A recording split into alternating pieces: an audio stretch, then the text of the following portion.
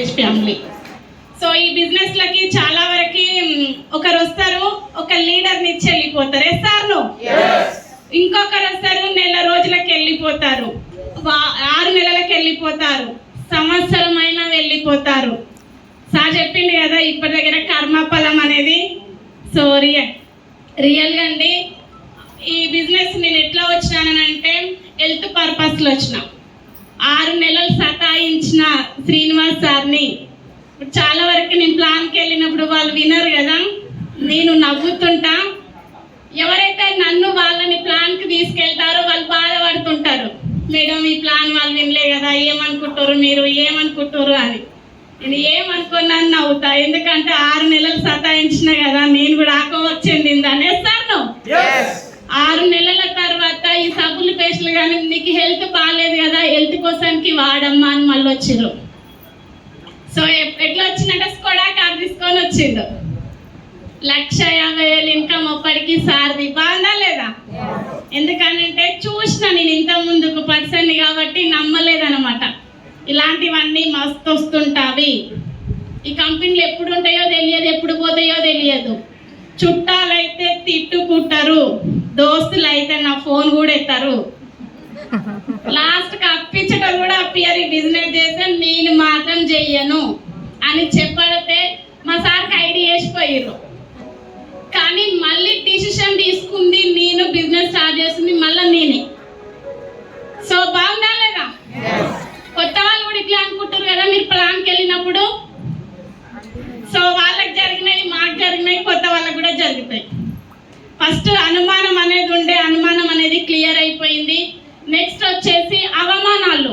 కొత్త వాళ్ళకి అందరికి క్లియర్ అయిపోయింది కదా, బాగుంది కదా. సార్ది స్టోరీ లైఫ్ జర్నీ అనేది చూసినాం కదా ప్రతి ఒక్కరం.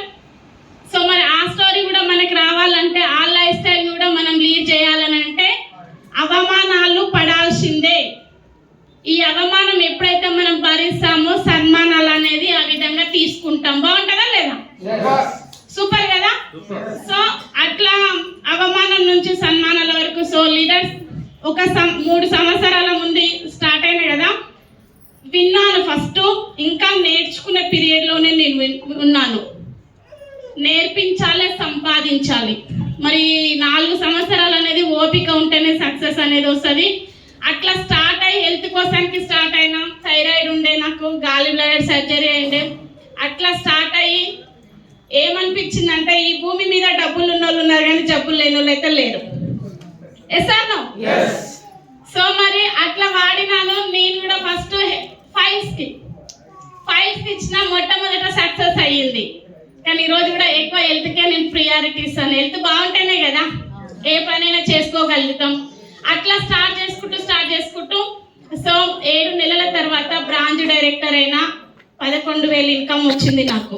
124 రూపాయల నుంచి నాకు 5,000 వస్తే చాలు ఈ బిజినెస్లో. నాకు ఎక్కువ వద్దని వచ్చిన 11,000 ప్లస్ వచ్చింది. మళ్ళీ కూర్చున్నాను. పక్కన సున్నా ఆశావాది కదా మనిషి, ఆశావాది కదా. పక్కన ఇంకొక సున్నా రావాలని నేను ఏం చేయాలని చెప్పినాను. 50,000 ఇన్కమ్ కావాలి నాకు అని చెప్పినాం. అట్లా స్టార్ట్ చేసుకుంటూ చుట్టాలు దోస్తులు ఎవ్వరు లేరండి. ఇట్లనే చేసుకుంటూ వచ్చిన స్ట్రేంజర్స్ తోటి.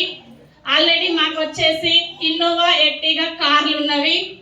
సో మరి ఒక్కటేసారి ఎక్కిన కార్ నేనైతే. ఎక్కడున్నాయి? సెల్ఫ్ డ్రైవ్లో ఉన్నాయి అవి. ఇప్పటికి అక్కడే నడుస్తున్నవి ఇన్నోవా, ఎర్టిగా. కానీ ఈ బిజినెస్ నుంచి మాకు ఒక మంచి కార్ కావాలి అని ప్లాన్ చేసినాము. సో ఒక మంచి కార్ తీసుకున్నాము. ఇట్లా స్టార్ట్ చేస్తూ 1 lakh ప్లస్ ఇన్కమ్ అనేది ఎర్ని చేసుకుంటున్నాము. సో బాగుందా లేదా? మరి అందరికి ఉంది కదా. రాగానే కొత్త వాళ్ళు నాకు 120 రూపాయలు వచ్చినవి, నాకు వచ్చేసి 100 రూపాయలు వచ్చినవి. నేను 3,000 పెట్టి కొన్నాను, 4,000 పెట్టి కొన్నాను అని అందరు అనుకుంటారు. కానీ కిరాణా షాప్లో కొనుక్కుంటూ అడుగుతామా? డీమార్ట్కి మా బాబుకి బాక్స్ ఏంటిదని అంటే water bottle, hot water bottle తెద్దామని పోతే 10,000 బిల్లు తీసుకొని వచ్చిన నేను. ఒకటే వాటర్ బాటిల్ 600 పెట్టి తీసుకొద్దాం అనుకున్నాను. ఎందుకంటే సీజనల్ కదా, నెలకు ఒక బాటిల్ తీసేస్తుండు. స్కూల్లో ఎట్టుపోతున్నాయో ఏమో అవి. 10,000 బిల్లు అయిపోయింది. అక్కడ ఆలోచించినామా? ఆ 10,000 పెడితే ఏమన్నా వచ్చిందా? అదే వెస్టీ షాప్ చేంజ్ చేయడం వల్ల ఆ 10,000 షాప్ చేస్తే మనకి ఎంత ఇన్కమ్ వస్తుంది, ఎంత సిఎన్సీ వస్తుంది? 3 నెలల సిఎన్సీ ఉంటుంది. సో వచ్చేసి క్యాష్ బ్యాక్ వస్తుంది. కొత్త వాళ్ళకైతే 500-600 ఇన్కమ్ ఉంటుంది సార్. బాగుందా లేదా? సో అట్లా నేను స్టార్ట్ చేసుకుంటూ వచ్చిన ఫ్రెండ్స్. ప్రతి ఒక్కరిని లాస్ట్ ఒక చెప్పి క్లోజ్ చేస్తాం. ఒక రైతు అనే వ్యక్తి పొలంలో వచ్చేసి ఒక కొబ్బరి చెట్లు ఉన్నవి. అన్ని కొబ్బరికాయలు, ఏ చెట్టుకు కొబ్బరికాయలు కాయలేదు, ఒకే చెట్టుకు 2 కొబ్బరికాయలు కాసినాయి. సో మరి ఆ చెట్టు ఒక కొబ్బరికాయ కింద పడిపోయింది.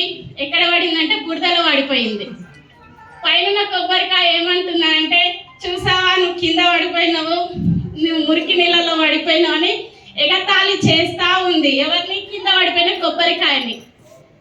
సో నెక్స్ట్ డే వచ్చిండు ఆ పొలంలో ఉన్న రైతు ఆ కొబ్బరికాయని కోసేసి తీసి, సో దానికి ఏం చేసిందంటే మంచిగా పూజించి బొట్లు పెట్టి గుడికి తీసుకెళ్తుండు.